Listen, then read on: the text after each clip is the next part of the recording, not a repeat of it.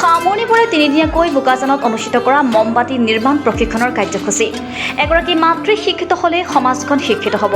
মহিলাসকলক তেওঁলোকৰ জীৱনৰ প্ৰতিটো দিশত শক্তিশালী কৰা, যাতে তেওঁলোকে নিজৰ অধিকাৰসমূহ বুজি পায় আৰু সেইবোৰৰ প্ৰতি সজাগ হয়, লগতে সমাজ আৰু পৰিয়ালৰ সিদ্ধান্ত গ্ৰহণৰ ক্ষেত্ৰত সমানে সমানে অংশগ্ৰহণ কৰিবলৈ সক্ষম হয়। মহিলা সবলীকৰণৰ জৰিয়তে তেওঁলোকৰ সামাজিক, অৰ্থনৈতিক, ৰাজনৈতিক আৰু ব্যক্তিগত বিকাশ সম্ভৱ হয়। এই সকলোবোৰ দিশ সামৰি মহিলা সজাগতা আৰু গ্ৰামোন্নয়ন সংস্থা তথা জ্যোতিময় সমাজৰ লক্ষ্যৰে ৱাৰিয়ৰ্ছ বেচৰকাৰী সংগঠনৰ কাৰ্বি আংলং জিলা সমিতিৰ উদ্যোগত তিনিদিনীয়াকৈ অনুষ্ঠিত কৰা হৈছিল হাতেৰে তৈয়াৰ কৰা মমবাতি নিৰ্মাণ প্ৰশিক্ষণ কাৰ্যসূচী। উক্ত প্ৰশিক্ষণৰ যোগেদি বিশেষকৈ গাঁও অঞ্চলৰ গৃহিণীসকলে স্বাৱলম্বিতাৰ ক্ষেত্ৰখনত এখোজ আগুৱাই যোৱাৰ সহায় হ'ব বুলি ধাৰণা কৰা হৈছে। বোকাজান মহকুমাৰ 14গৰাকী মহিলাই মমবাতি তৈয়াৰ কৰাৰ প্ৰশিক্ষণটোত অংশগ্ৰহণ কৰাৰ কথা জানিব পৰা গৈছে আৰু মুখ্য প্ৰশিক্ষক হিচাপে গুৱাহাটীৰ ৰশ্মিৰেখা ভাগৱতী উপস্থিত থাকে। যি আপোনালোকৰ পৰীক্ষাৰ্থীসকল আছে আৰু ইয়াৰে যি NGOৰ পৰা মোক যিটো নিমন্ত্ৰণ কৰিছে, মই সঁচাকৈ বহুত বেছি সুখী হৈছোঁ। ইয়াতে মই তেওঁলোকক ফুল মোৰ ফালৰ পৰা 100% দিছোঁ আৰু তেওঁলোকে ইমান আগ্ৰহী, ইমান কম সময়ৰ ভিতৰত ইমান ধুনীয়াকৈ শিকিছে। তাৰ কাৰণে মই নথৈ আনন্দিত। ইমানখিনি মই বহুত বেছি সুখী যে তেওঁলোকে ইমান ধুনীয়াকৈ শিকিব পাৰিছে আৰু তেওঁলোক বহুত আগ্ৰহী আৰু তেওঁলোকে যদি ইচ্ছা কৰে তেওঁলোক বহুত আগলৈ আগুৱাই যাব পাৰিব। আজি সামৰণি দিনটোত প্ৰশিক্ষণ গ্ৰহণ কৰা মহিলাসকলে বিভিন্ন ধৰণৰ আটকধুনীয়া মমবাতি তৈয়াৰ কৰি উপস্থিত সকলোকে প্ৰদৰ্শন কৰে।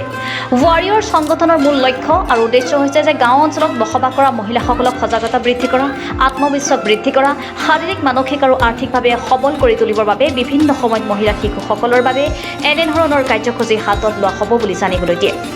আজি সামৰণি অনুষ্ঠানত বোকাজান পৌৰ নিগমৰ পৌৰপতি চাৰ্ডিলি বে, দয়ানন্দ মধ্য ইংৰাজী বিদ্যালয়ৰ প্ৰধান শিক্ষক সত্যজিৎ সোণাৰ, জ্যেষ্ঠ সাংবাদিক সৰোজ মহন্ত, নৰেন হাজৰিকা, শিক্ষক ওম প্ৰকাশ ৰায়ৰ লগতে NGOৰ সভানেত্ৰী সম্পাদিকা উপৰিও বিষয়ববীয়াসকল উপস্থিত থকা পৰিলক্ষিত হয়। আজি সামৰণি দিনটোত আমন্ত্ৰিত অতিথি হিচাপে অতিথিসকলে প্ৰশিক্ষণ গ্ৰহণ কৰা মহিলাসকলক একোখনকৈ মানপত্ৰৰে সন্মান প্ৰদান কৰে। বোকাজানৰ প্ৰতিদীপ গগৈ ৰিপৰ্টাৰ লাইভ অসম।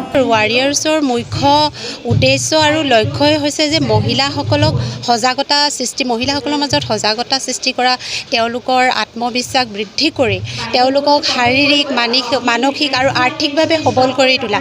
সেয়েহে আমি ভাবিলোঁ যে অকল আমি এতিয়া মমবাতি প্ৰশিক্ষণেই নহয়, বৰ্তমান আমি মমবাতি প্ৰশিক্ষণৰ যি কৰিছোঁ সেয়া আমি তেওঁলোকক যিসকল মহিলাই মমবাতি অলৰেডি প্ৰস্তুত কৰি উলিয়ালে, তেওঁলোকে যদি আগলৈ কৰিব বিচাৰে বা বজাৰৰ কাৰণে তেওঁলোকে চিন্তা কৰে, তেতিয়াহ'লে আমি আমাৰ NGOৰ তৰফৰ পৰা আমি বজাৰৰ ব্যৱস্থাও কৰিম তেওঁলোকৰ কাৰণে।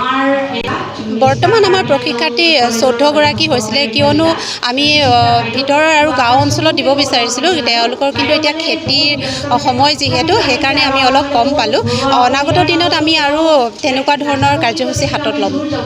ৱাৰিয়ৰ্ছ যিহেতু 2020 চনতেই প্ৰতিষ্ঠা হৈছিলে আৰু ইয়াত আমাৰ 40% পুৰুষো জড়িত হৈ আছে, অকল মহিলাৰ দ্বাৰা পৰিচালিত হোৱা নাই। আগন্তুক দিনত আমি বিভিন্ন ধৰণৰ কাৰ্যসূচী ল'ম, যিবিলাক কাৰ্যসূচীয়ে ধৰক গাঁও অঞ্চলৰ উন্নয়নৰ কাৰণে আমি কাম কৰিম বুলি ভাবিছোঁ। প্লাছ সমাজৰ পিছপৰা যিখিনি মানুহ আছে তেওঁলোকৰ কাৰণে আমি আচলতে ভিতৰুৱা অঞ্চলৰ কাৰণেহে কাম কৰিম। তাৰ লগতে আমি মহিলাসকলৰ যিকোনো ধৰণত, মহিলা বুলি ক'লে আমি নগৰ হওক বা টাউন হওক সকলোকে সামৰি ল'ম, নহয় জানো?